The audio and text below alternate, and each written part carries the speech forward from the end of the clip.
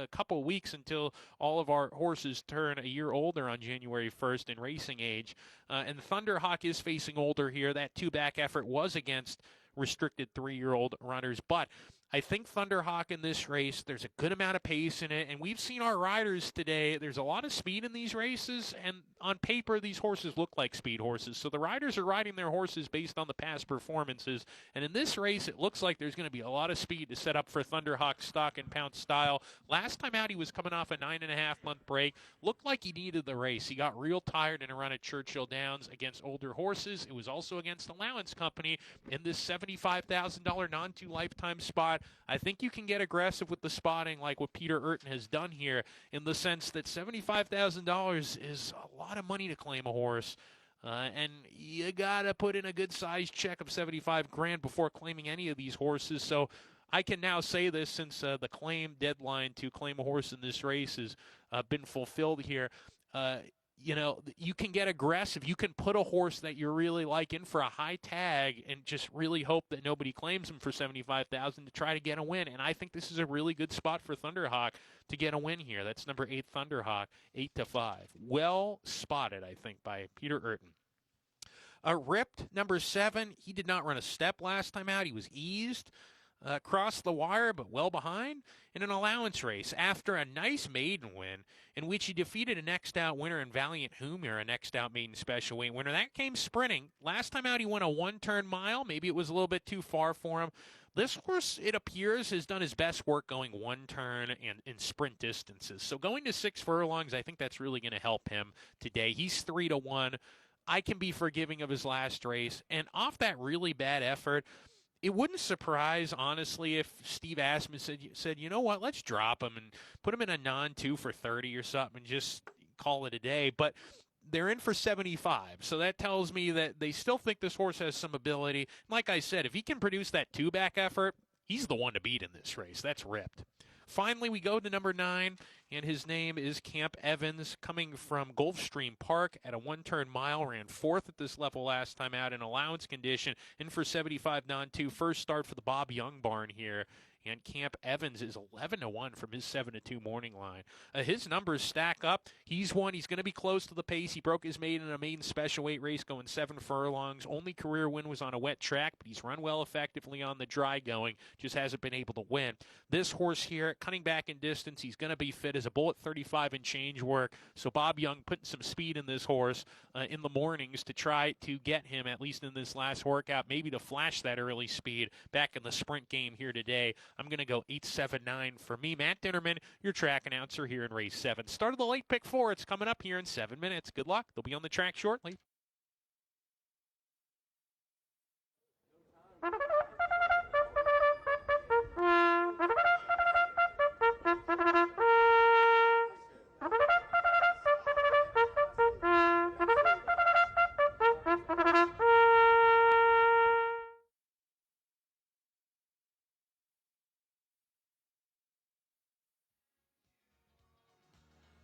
And the runners are now making their way onto the track for race 7. Start of the late pick 4, a $75,000 non-2 lifetime race.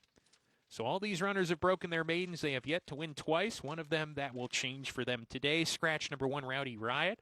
In the 7th race, we begin the late pick 4. And there's also Win, Play, Show, Exacta, Trifecta, Superfecta, Daily Double, and Pick 3 wagering. 6 minutes away from the 7th race.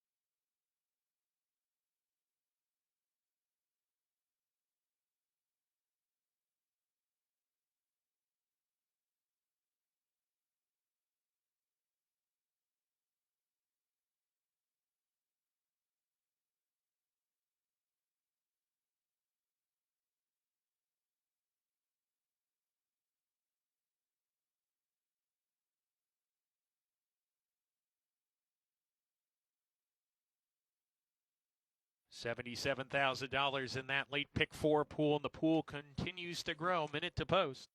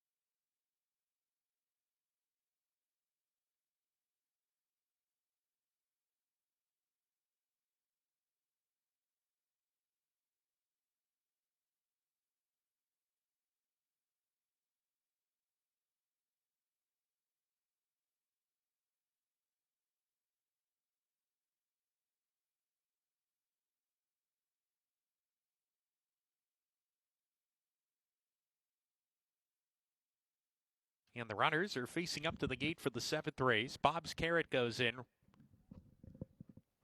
Here's Royal Bro, Ripped. Baytown Bruiser coming in.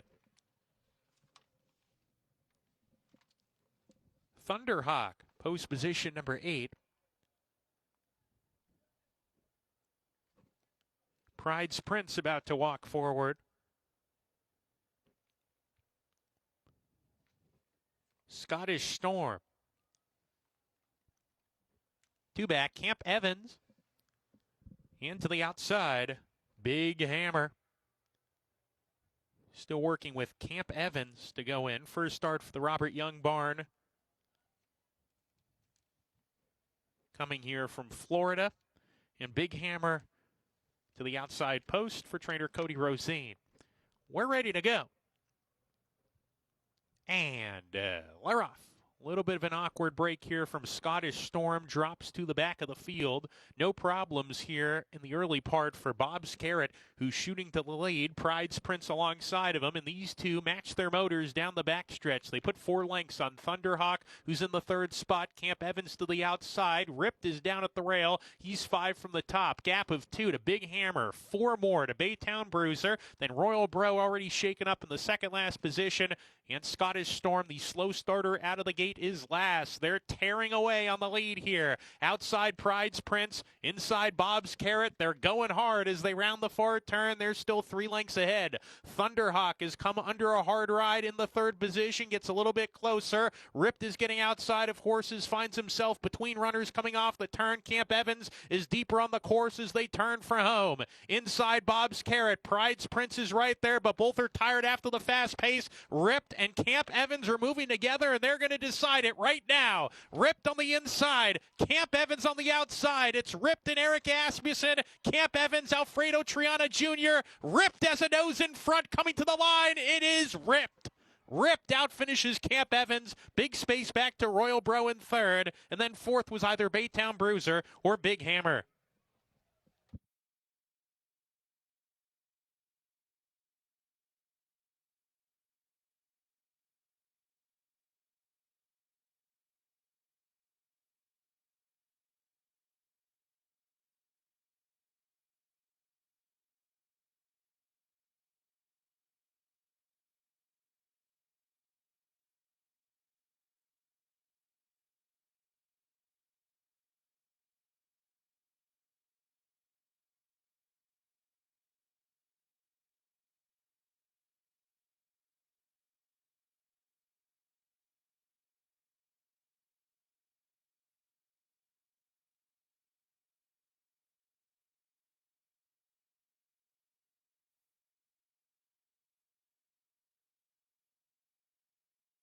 Number 7, Ripped was first. 9, Camp Evans second. 6, Royal Bro was third. 10, Big Hammer fourth. 7, 9, 6, 10, your top 4. Please continue to stand by until the results are declared official.